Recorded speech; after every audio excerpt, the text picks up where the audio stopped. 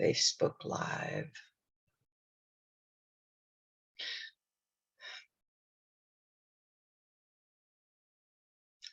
So far, so good.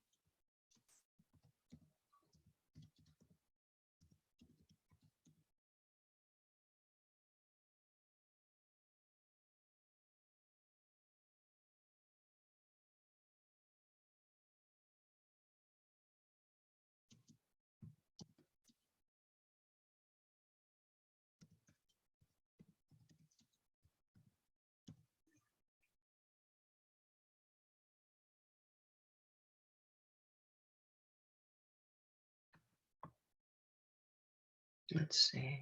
Oh.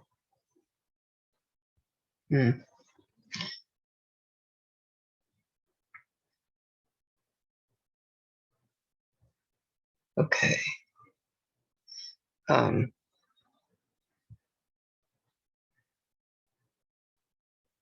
Just a little technical difficulty.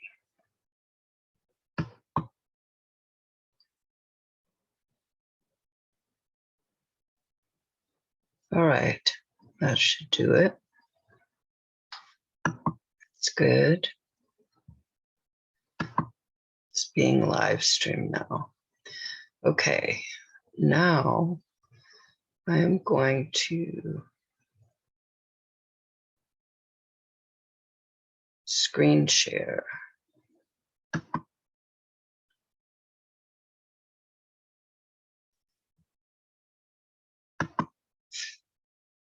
Screen.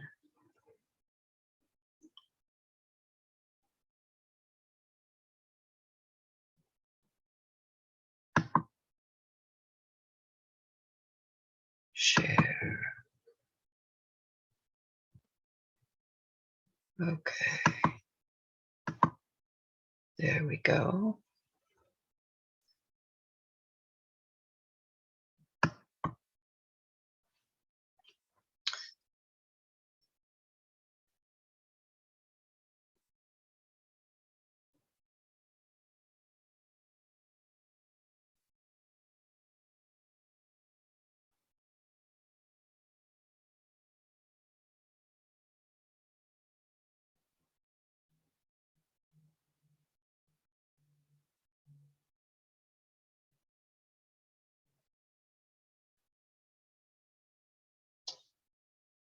It's going slowly,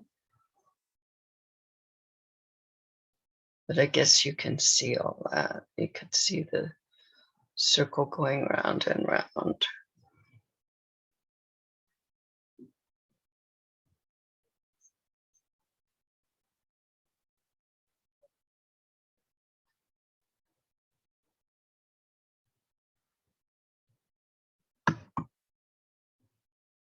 So I thought it had stopped.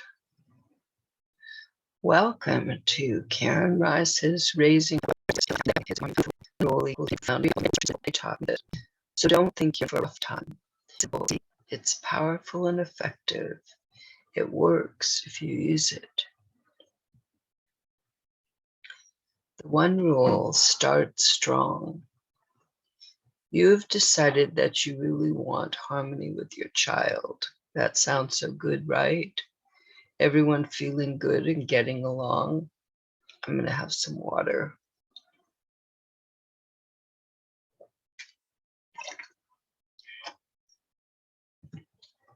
You've decided that you do not want to make your child do what they do not want to do.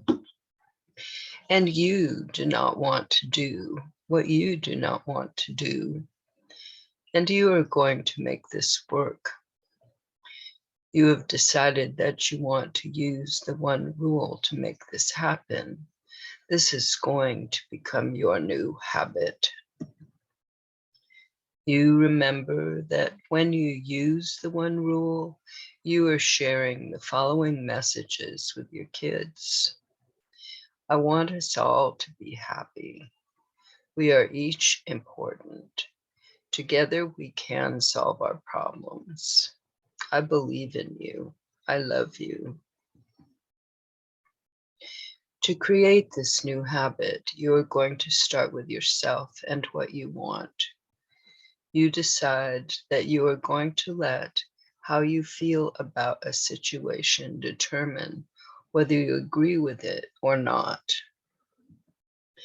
If it feels good, then you can agree with it. If not, you cannot. Think about a situation. Ask yourself, is this situation okay with me just as it is? If yes, your work on that is done. If no, what would have to change, be different, so that I could feel good about it? Maybe several versions of the situation would feel fine with you, maybe only one. This exercise, this practice, helps you make a habit of following the one rule. No matter what age your kids are, this exercise helps ensure a strong start and makes following the one rule so much easier. Here is an understanding that might make following the one rule even easier. Recently, I asked myself a question. What do I want people to feel when they are connecting with my work? I definitely want them to feel good about themselves. Then the following answer appeared to my surprise and delight. I want people to realize that they are already using the one rule. That understanding surprised me, and as more and more of it was revealed to me, it delighted me. Of course, people are already using the one rule. Oh my. I am not teaching them anything they don't know. I am not teaching them anything strange to them. I am just helping them expand their use of something they use daily without thinking about it. They use it, you use it.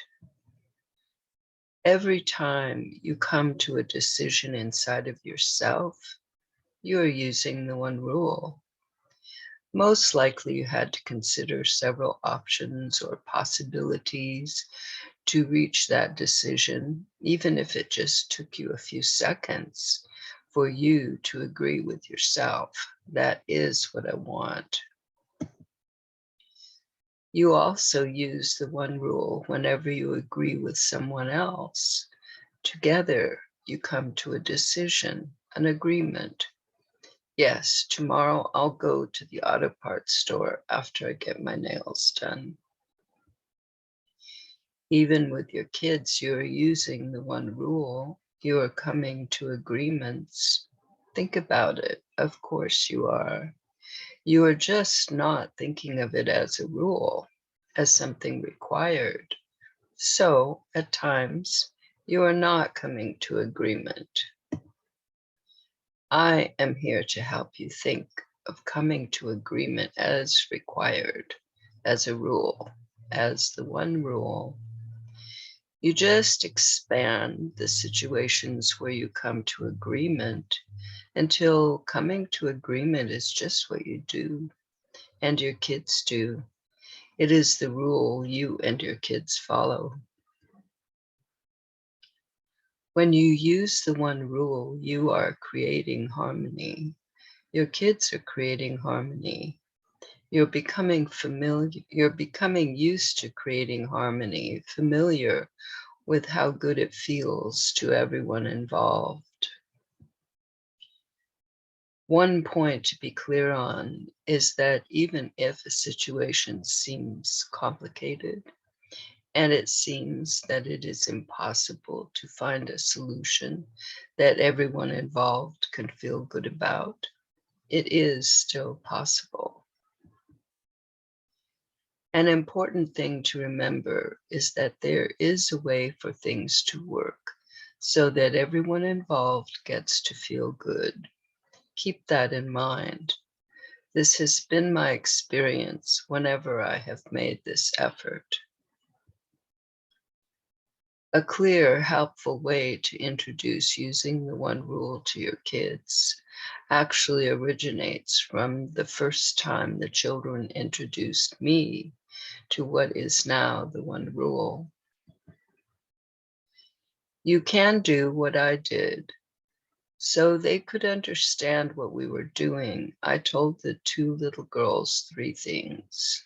1, you are each important. Point to each person involved. You are important and you are important. And if it is your problem too, I am important. 2, you or we each deserve to feel good. 3, we are going to use the one rule to help this happen. Then tell them what the one rule is. When you actually start working with your kids using the one rule, helping them follow their interests is one of the easiest ways for you to start. That makes sense, right? It is also one of the most beneficial things you can do for your kids. Why is it good for your kids to do what interests them? One primary reason is that their interest is a key to helping them become the best versions of themselves that they can become. When we do what interests us, we are very engaged and focused. Think about doing something that interests you. When we are engaged and focused, what we do and produce tends to be of much better quality than if we were not interested. Interest helps result in excellence. An even more important result of being engaged and focused is that our whole being is involved in what interests us. That is why we are engaged and focused. We are experiencing harmony, inner harmony. That is a good reason to allow and encourage our kids to do what they are interested in doing. I have observed children doing what really interests them, and they become peaceful, harmonious people, even if they were not before. Now, it does not mean that everything that interests our kids is going to always interest them. They may be interested for 10 minutes or 10 days or 10 years or even for their lifetime. The point is that they are following their interests, not the specific thing or experience that interests them or the length of time it interests them. So if they ask for your help, please help your kids follow their interests. If for any reason you really do not want to do what they are asking you to do, that is a perfect time to use the one rule. Another reason for helping your kids follow their interests is one that is taking care of you too. When they are eager to do something, instead of resisting doing it, you do not have to encourage them to do it or insist that they do it, let alone force them to do it. Think of how much of your time and energy could be available for you to use as you wish. Helping them follow their interests is actually the one rule in action, taking care of you and your kids. I'm glad you're here.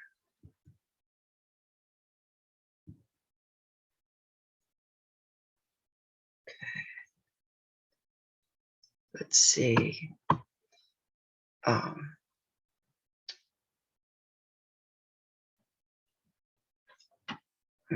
going to see if I can keep in the screen sharing. I guess not. This is going too slowly. Let's stop this. All right, stop share.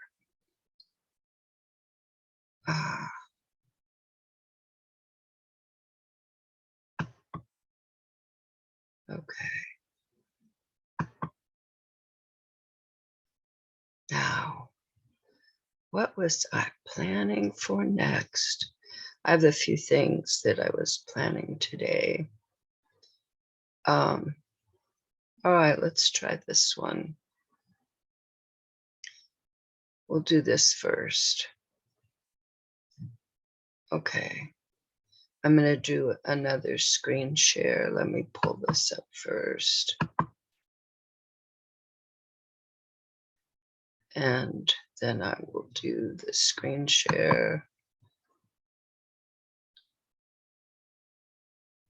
I wanted to make this the colors of the slideshow, but I didn't try. So,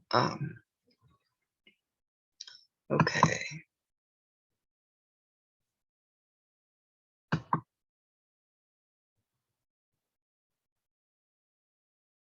Okay.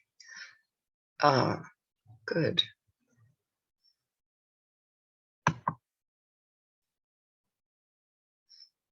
All right. The stories that I'm going to share. Here's one of them. They are from my original book. Well, at least they're, yeah, I think they were in the original book.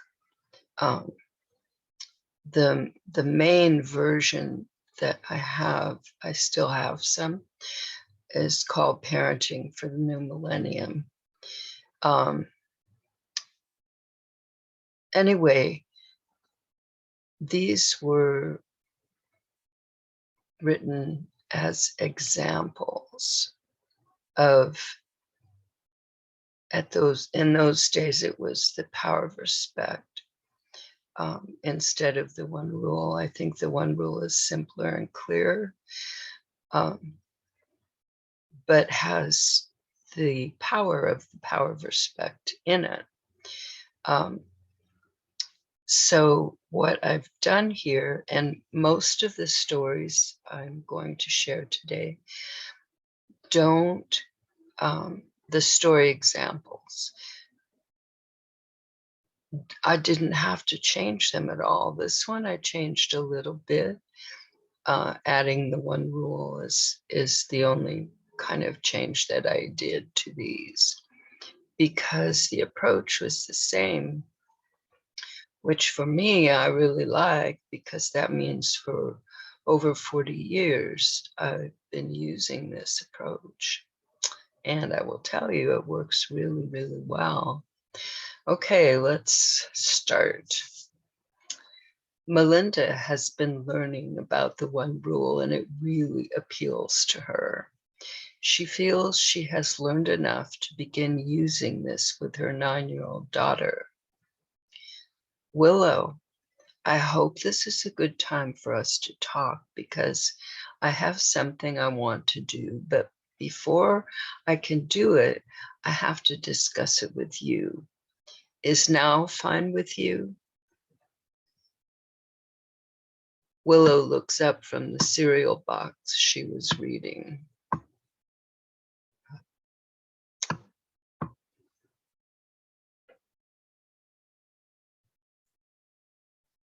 Her eyes are blank, not understanding.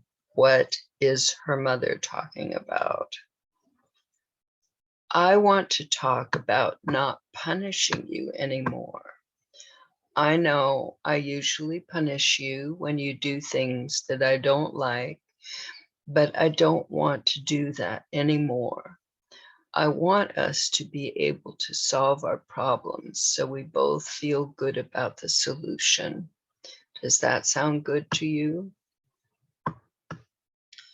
It sounds strange to Willow, but it's better to listen to her mother than not. I guess Melinda is determined not to lose her patience if it is at all possible.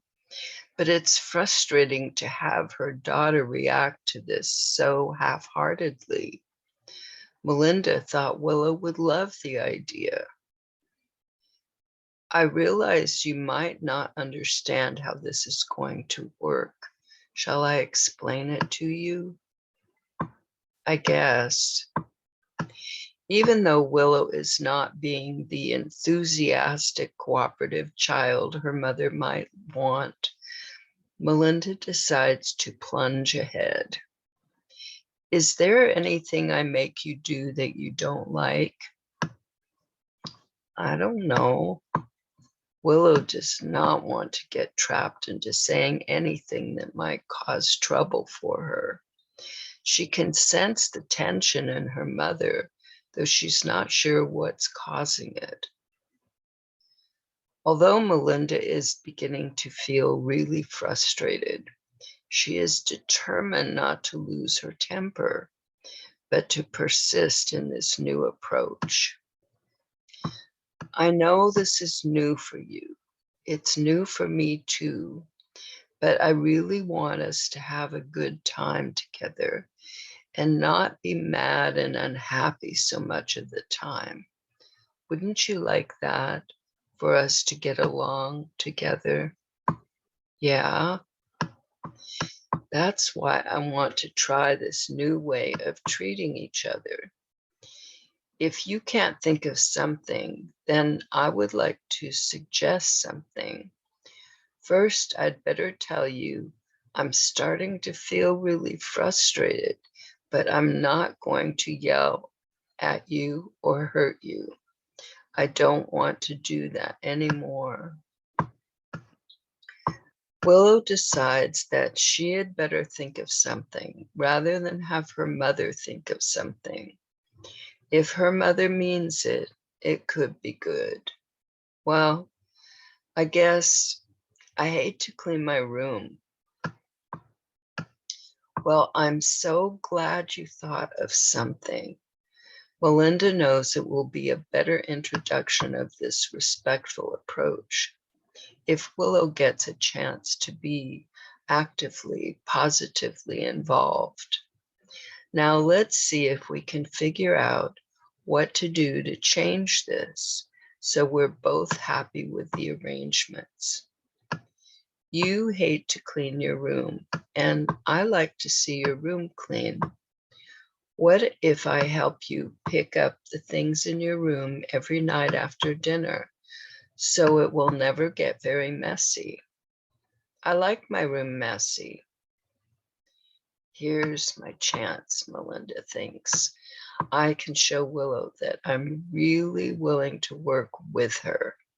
No more oppression, no harsh belittling judgments about the quality of her intelligence and or her lack of proper values or priorities.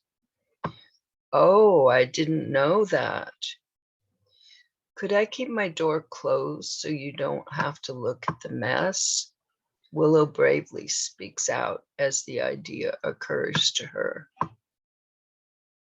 Well, I'm willing to try it, but I still need you to pick up your things in the rest of the house, okay? Yeah, that's okay. I'd like to have another meeting about this next week to see if this is still a good idea for both of us. Does that sound fine to you? Yeah, Do you really mean you aren't going to punish me anymore? That's the way I want to do it. I think punishing is not good for either of us. It makes both of us unhappy. I don't want that anymore. Wow. But what if you forget and get really mad at me? Well, that might happen. I'm not very experienced at working things out yet. What do you think we should do? I don't know. Well, one thing my teacher suggested was that when we feel upset by something our child is doing, we tell the child that we are mad or frustrated or hurt or whatever we're feeling because of whatever they're doing. Then we tell them that we can't talk about it right that minute, but that we need to talk about it after we've cooled off. Then we go away from the child until we feel calm. Then we can come back and talk about it. How does that sound to you?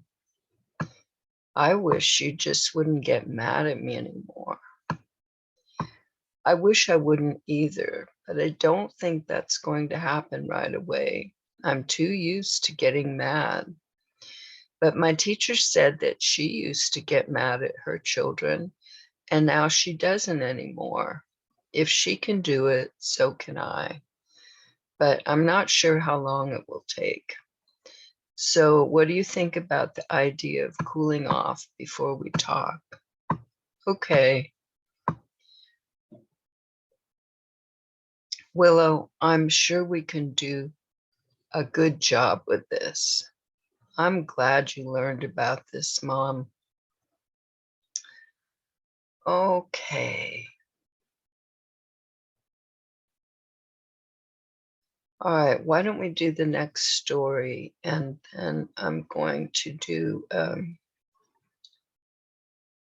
a screen share on um, kind of a lesson, one of my basic lessons on calming down, things to help you calm down.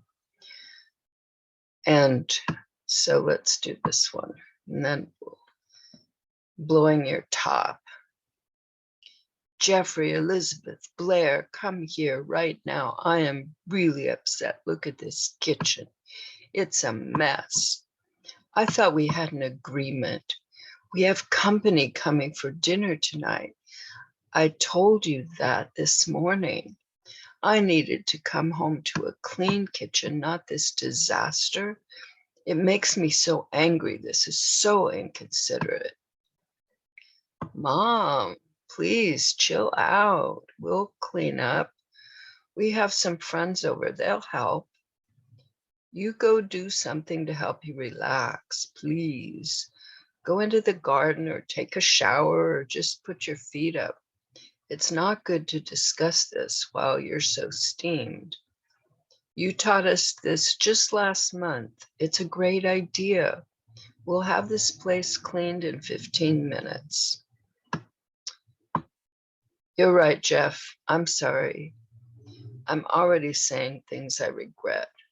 I was just jumping to a conclusion about you being inconsiderate, a wrong conclusion. Okay, I'll be back in 15 minutes. I'd like help with dinner, then we can talk. No problem, Mom. So now tell me the story of the messy kitchen. I know we agreed to clean up if we made anything to eat. Don't forget, we've been sticking pretty close to the agreement until today. I agree. I have appreciated it, in case I forgot to tell you. Well, today sort of turned into a party. We each had friends over. Casey brought over a movie, and we just forgot to clean up before we watched the movie. Then we forgot about it totally. And we forgot about guests for dinner. We're sorry you had any trouble from us. Yeah, Mom, we don't want to cause you trouble. We'll do our best to remember to clean up. We're really sorry we forgot how important today is, too. I mean, with your guests. I think we need to make notes for each other about important things like that and put them next to the shopping list. Then maybe things like this won't happen again. That is a very good idea, Beth.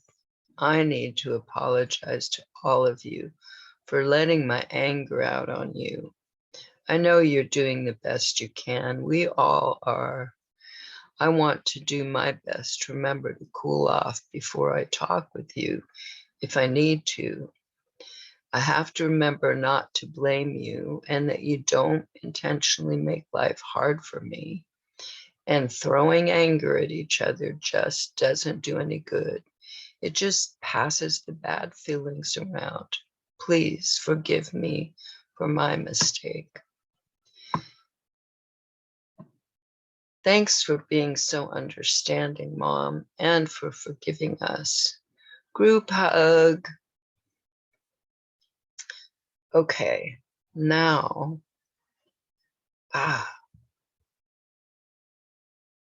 we're going to do interrupting after. Let's see. I'm going to stop this share. Okay. Now I'm going to pull up. All right. Let's get back to the Zoom. I'm going to screen share then. I'm going to do another slideshow on keeping calm. Screen. I'm so glad I learned how to do this because I was having lots of trouble. I don't know how long it'll take. Let's see. Good. So far, so good. I'm going to share tools, skills, and strategies I used as a parent and teacher, and some new ones I've discovered and created for my personal well-being. If you're feeling stress, it is most likely you're going to want to be able to ease your stress right in the middle of stressful situations. It helps if you can become aware of increasing stress as you start to feel it. Yeah, I think this was originally to ease stress of being a homeschooling parent. It's kind of like something I used to call my cue. I wrote about it in my first book and in my basic trainings. It was what I felt before I got upset. It is a similar process with stress. So you can use this if you're getting upset or if you're feeling stressed with your kids. I'm sure you can see that it is much easier to change your direction before there is a lot of momentum pushing you in the direction you're headed in, a stressful one or an upset one. Pay attention to how you are feeling. Notice changes. Maybe you'll notice a tightness in your neck or shoulders. Maybe you'll notice that you're clenching your jaw or your abdomen or even holding your breath. This is your cue. Discovering your cue is the first step. You may already be aware of what it is. The next step is doing something about it, something calming, because you don't have a lot of alone time. It's good to choose something you can do when others are there. This was during the lockdown time. The following list comes from my original plan for calm and from more current discoveries. Choose what works for you. Time out. This keeps coming to mind, so let's start with this. It's best if you explain to your family that in order to keep in a good mood, sometimes you are going to have a time out, and ask them to please not bother you until your time out is over. Where? As long as everyone is safe, choose your place. If you need to be in the room with others, you might sit in a corner or even just be there listening to something on your earbuds, music, inspirational, calming. How long? Hopefully, as long as you need to get into a good frame of mind. You could decide beforehand and tell everyone. You could set a timer, or you could just tell them you'll stop as soon as you feel good again. During your timeout, do something that is satisfying for you with the intention to feel better. Read for a while, listen to music, play music, sing, take a shower, a bath if you can, meditate, visualize, work out, dance, call a friend, go work in your shop if you can, something that makes you feel better. Change your focus. So that was the end of the timeout lesson. Now this is about changing your focus. Two ways to do this come to mind, but they both result in changing what you are thinking about. In fact, everything in timeout does that too. The reason this helps is because what you are thinking about is what is causing the stress or causing you to be upset. Change those thoughts to something more enjoyable, and you can start to relax. Refocus. So if you're focusing on something that's upsetting you, focus on something else. Something else is certainly there. Okay. You can do the following wherever you are. Observe something you enjoy, something in nature, your pet, your kids. Think an enjoyable thought, at least a more enjoyable thought, a past thought, a present thought, or a future thought. Just focus on your breath, on your breathing. Take deep, slow breaths. This is how we breathe when we are calm. My pattern interrupt. This is something I use all during the day. 1, choose a positive phrase, word, sentence, mantra. 2, repeat it silently in your mind. 3, for me, it vanishes when I'm feeling good again. At some point, I realize I'm not repeating it anymore. And that still goes on, and I've been doing this particular thing for maybe a couple years. Although the above strategies are effective at reducing stress and overwhelm, the following strategy can prevent much of your stress and overwhelm from being created, especially when it comes to your kids. Imagine your home, everyone getting along, helping each other. This doesn't mean there are no differences in opinion, values, interests, and needs.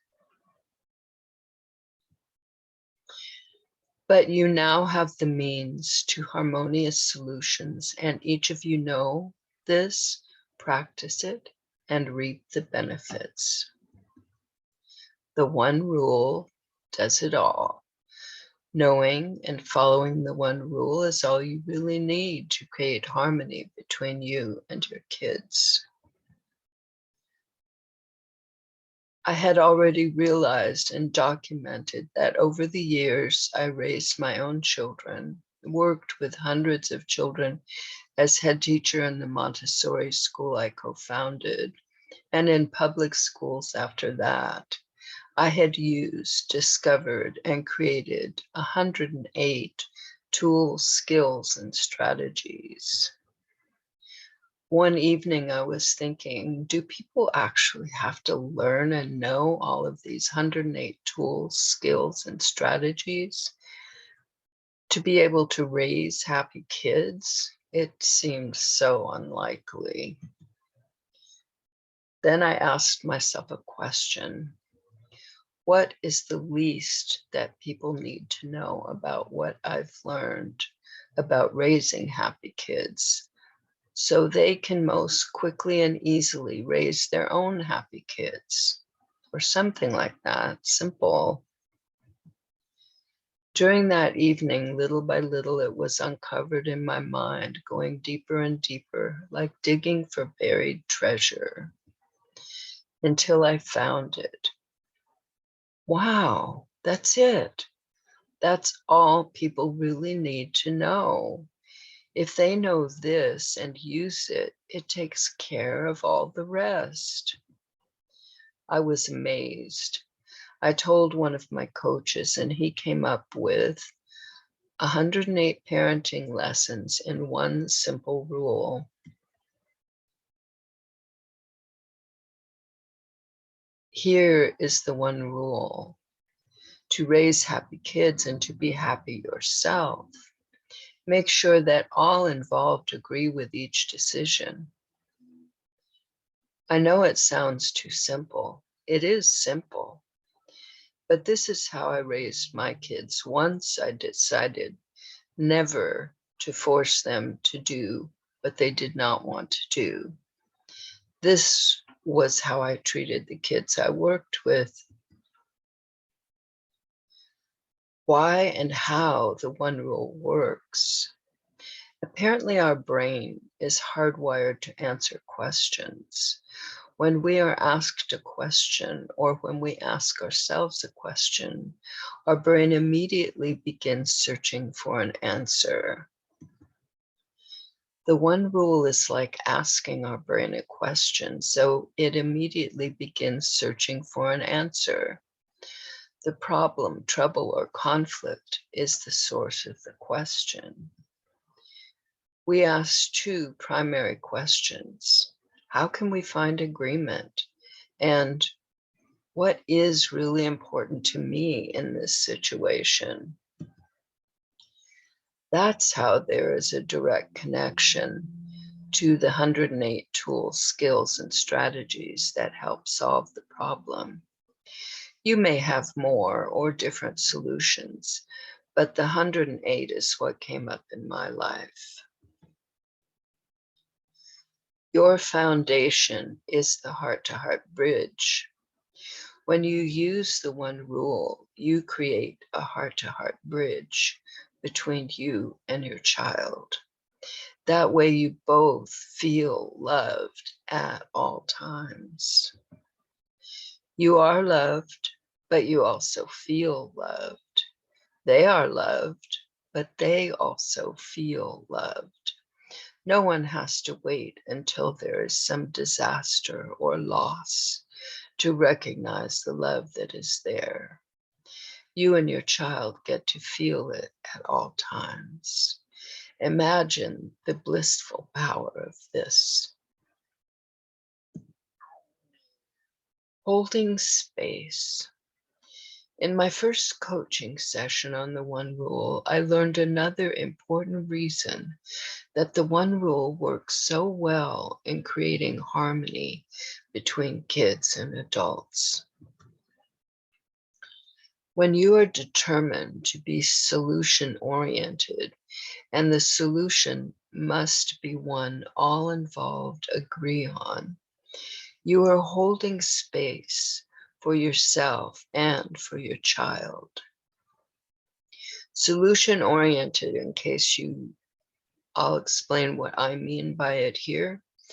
Solution-oriented is that even though you understand the problem, you are not focused on the problem. You're not focused on what's wrong and hashing that out. You're clear on it. You need to understand it.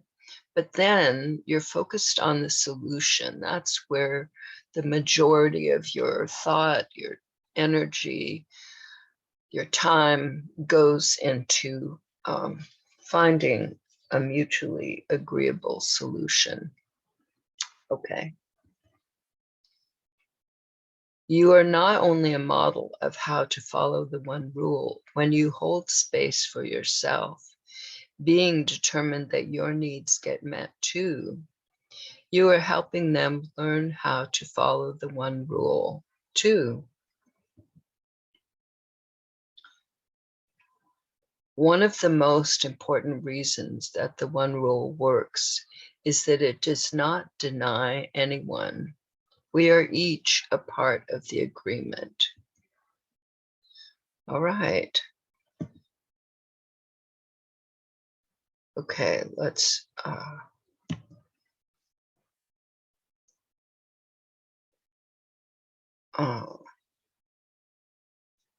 I wonder, let's see if I can close this up.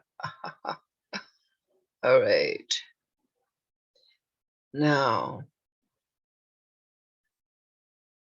this is another lesson, and I guess we can just go on with it. I was going to maybe do it later, but let's just go on with it because it's kind of important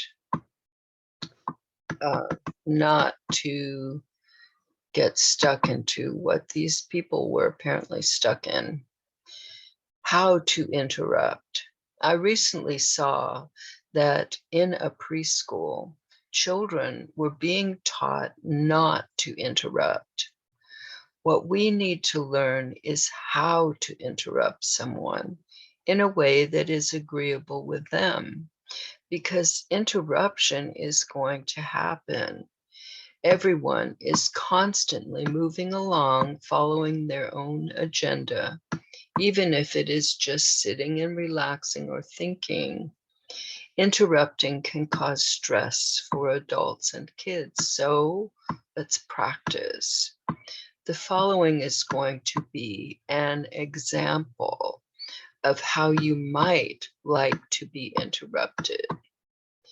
It is important to decide which ways you prefer to be interrupted.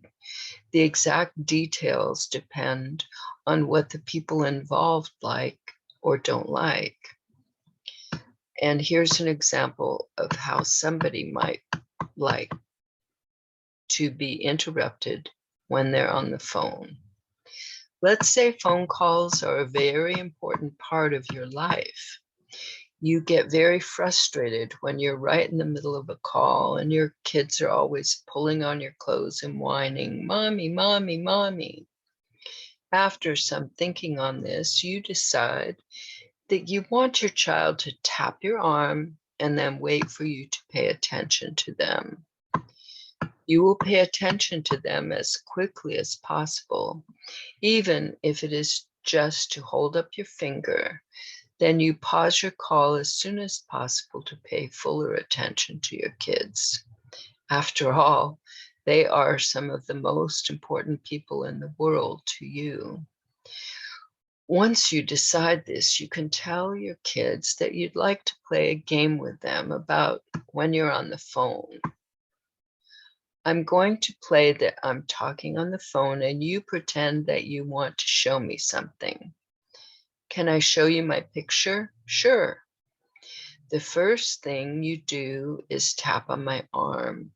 I'll hold up my finger to tell you that I know you want my attention.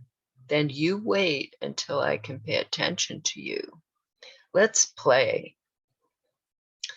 Then you go through it until it's clear with everyone. This is kind of based on what we would do in Montessori when we're doing a presentation on social behavior.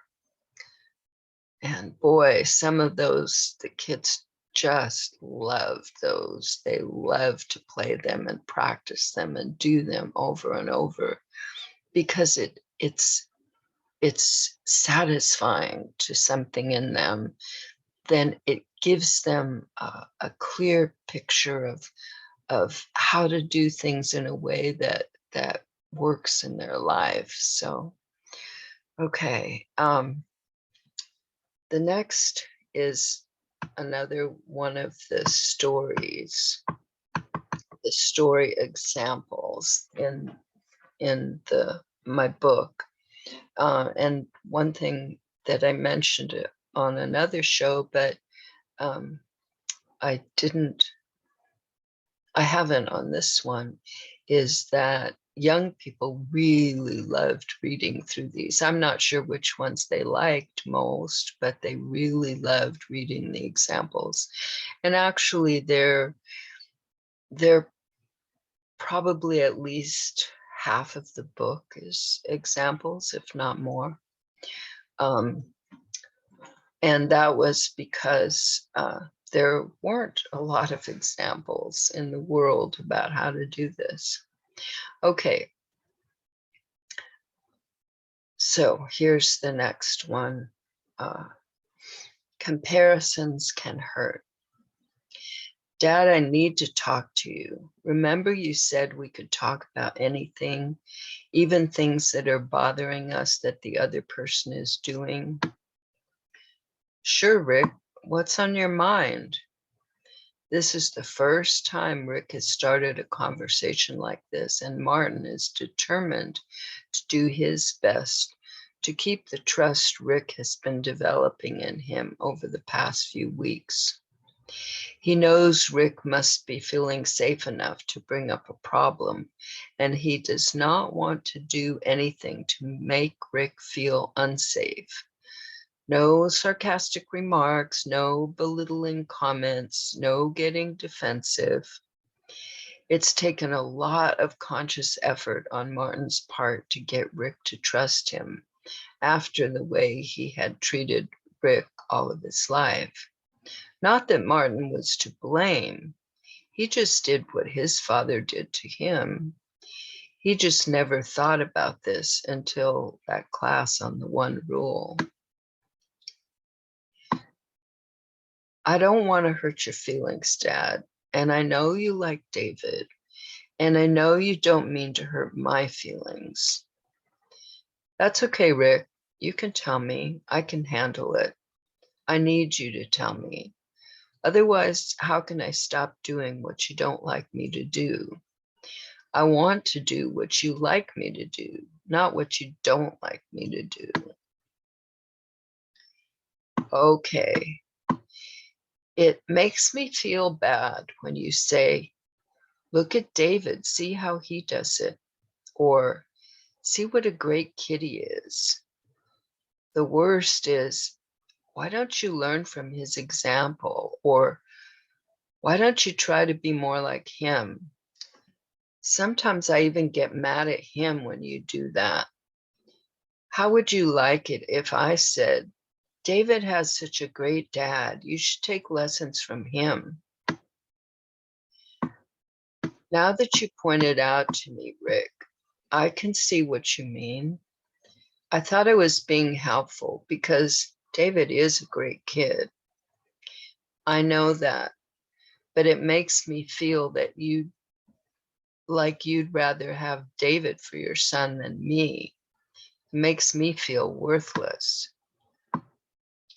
I can see how this upsets you. It's very frustrating to have someone else held up to you as an example of how you should be when you are you and he is he and you will never be him. That's for sure. I remember how I hated it when my father did something like that to me. Your dad did that to you? Yeah, but he always wanted me to be like Davis Mitchell. I would never, ever want to be anything like Davis Mitchell. I never liked him. I guess I thought I was being different from my father since David is one of your best friends. but I guess it was the same thing, just a different flavor. Thanks for pointing this out to me. I'll do my best to stop doing that and to remember to tell you the ways and times I appreciate you, who you are, and how you do things. Thanks, Dad. I'll remember to tell you when I appreciate you too. I like the way we work things out now. It makes life much better, doesn't it? Totally. Okay, I was going to do some more. I have more stories lined up, but we don't have much time. So I'm going to switch over to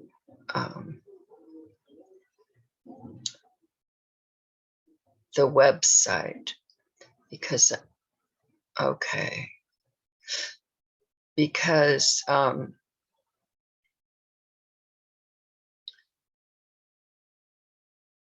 am just about to launch the affiliate program. Now, if you are interested in this, you go to the website, which is happykidsco.org, and click on this link, the support join offers link.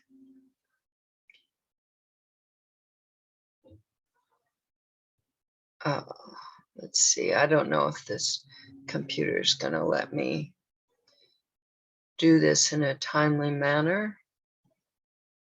Time here is also okay. I wish you a great week, and